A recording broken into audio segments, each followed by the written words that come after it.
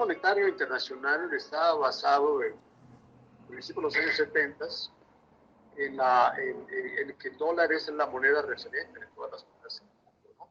No hay un respaldo físico atrás como existía antes con el viejo patrón oro, ¿verdad? Que los billetes en circulación estaban respaldados por la tenencia de oro de los países. Ahora no, ahora es el dólar el que se volvió el referente. Entonces, desde que eso se instauró en 1972, pues todas las monedas fluctúan en su valor con el dólar por diferentes motivos, ¿no? Las reservas internacionales de los bancos centrales en todos los países, pues tienen un componente muy importante en la tenencia de dólares. Entonces, pues toda la economía del mundo está muy pendiente de lo que ocurra con los Estados Unidos, justamente por eso, porque pues una política fiscal desbocada, el exceso de gasto público y crecientes déficits públicos hace que cualquier moneda se debilite, ¿no? Debilitarse quiere decir que el poder adquisitivo de la moneda disminuye, es decir, por efecto de la inflación, y eso lo genera el exceso de circulante. Entonces, Estados Unidos también pasa eso, ¿no? Como es el referente mundial de todas las monedas, pues eso mete problemas a muchos países, ¿no? Sí, bueno, esto tiene que ver con los desajustes económicos que hubo con la pandemia y la situación de la economía internacional, de la economía de Estados Unidos, en los años anteriores a esto, ¿no? Había un riesgo de recesión económica antes de la pandemia, y bueno, lo que ocurrió con la pandemia echó a perder más estas variables, ¿no? En Estados Unidos, particularmente en todos los países que ayudaron mucho a su población y a sus empresas, pues lo que hubo fue un incremento muy grande en el gasto público, ¿no? Entonces aumentó la oferta monetaria. Y los aumentos en la oferta monetaria generalmente se ajustan con el incremento de los precios, ¿no? Las presiones inflacionarias pues aumentaron porque, como sabemos, pues hubo muchas dificultades para que aumentara la oferta de producción, ¿no?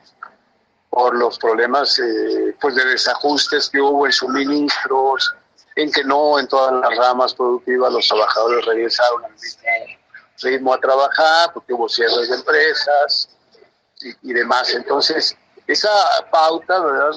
Esa pauta pausada del crecimiento de la oferta, con exceso de circulante en la economía, pues ha provocado presiones inflacionarias, ¿no? Entonces, para enfrentar eso, Estados Unidos, pues lo que se lanzó fue una ambiciosa política de aumento en la tasa de interés. Las tasas de interés crecieron en muchos países, en Japón, por ejemplo, y en algunos países europeos, llegó a cero la tasa de interés, ¿no? En Estados Unidos no se llegó a tanto, estaba en 0.25, ¿no? Antes de la pandemia, ¿no? Venían, de hecho, tratando de salir de esa trampa de bajar la tasa de interés, que fue como consecuencia para combatir la recesión del 2008-2009. Entonces venían tratando de recuperar eso y en la pandemia bajaron otra vez de nuevo la tasa de interés para volverla a subir más tarde, ¿no? Entonces de un nivel, digamos, de 0.25, pues ya llegó a niveles del 5% en Estados Unidos la tasa de interés. Y esto genera muchos desequilibrios en la economía, ¿no?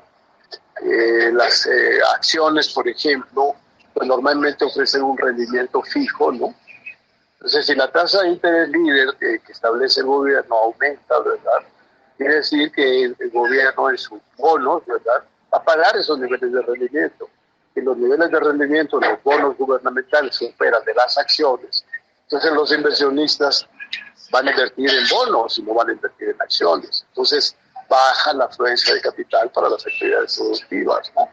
Y baja, asimismo, aparte de Estados Unidos, la llegada de capitales del extranjero para invertir en el mercado de valores, en el mercado financiero, ¿no? Estadounidense.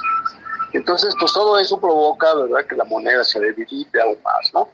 Si además le sumamos el déficit comercial que tiene Estados Unidos en sus importaciones y exportaciones, pues vas a tener mayor debilitamiento de la moneda y lo que vas a provocar es que se deprecie, que pierde valor, ¿no? En los últimos 2 años, por ejemplo, el dólar contra Japón, por ejemplo, perdió como el 15% de su valor. Contra el euro perdió el 10% de su valor. Entonces es una depreciación importante que ha registrado el dólar, ¿no? Y el resto de las monedas, como el caso de México, pues igual se ven afectadas por ese debilitamiento del dólar. y se va a manifestar como un aparente fortalecimiento de las monedas locales, como está pasando con el peso ahora. Sí, el fenómeno de superpeso que estamos viendo, que ya lo hemos vivido en diferentes etapas, pues tiene efectos positivos y efectos negativos, ¿verdad? Quien tiene deudas en dólares, las empresas, los individuos, por ejemplo, pues es una reducción prácticamente del capital que tiene que pagar por el hecho de que el peso se aprecie, ¿verdad? Y el dólar se esté depreciando, ¿no?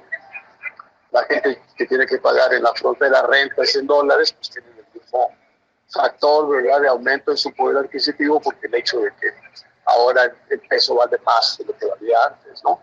Sin embargo, pues la cotización del tipo de cambio es importante para el funcionamiento económico general.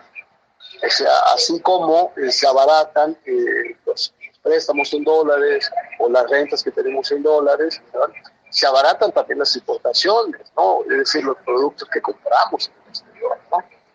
Por tanto, aumentan las importaciones, ¿no? Por el contrario, nuestras exportaciones, los productos que vendemos en el exterior, se abaratan por el hecho de tener un tipo de cambio, se encarecen por el hecho de tener un tipo de cambio devaluado, ¿no? Entonces, esto lo que va a terminar haciendo es corregir las cuentas externas también, ¿verdad?, y profundizar el déficit comercial. Entonces, todo esto está vinculado con la demanda de capitales de México. Y digo, tiene a su favor también ahora, pues hay un aumento cierto en las inversiones extranjeras productivas que se está asociando ahora, me parece a mí, de forma un poco arbitraria, a esto que se llama el nearshoring, ¿no? En la que aparentemente pues hay muchas empresas internacionales con sus problemas de China, Estados Unidos, que están decidiendo venir a México, ¿no? Entonces, por una parte. Por otra parte, el factor de las remesas, ¿no? Como sabemos, en los últimos 5 años, pues las remesas han tenido un crecimiento impresionante. Mucho se debe al hecho de que ha aumentado la contratación de trabajadores mexicanos en Estados Unidos, que entran con permisos temporales de trabajo.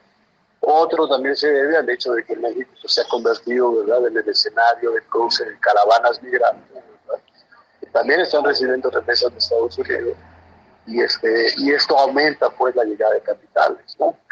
Entonces, por ese lado, hay una oferta suficiente de dólares aquí en México que con el fortalecimiento del peso pues contribuye a una mayor apreciación de nuestra moneda, ¿no?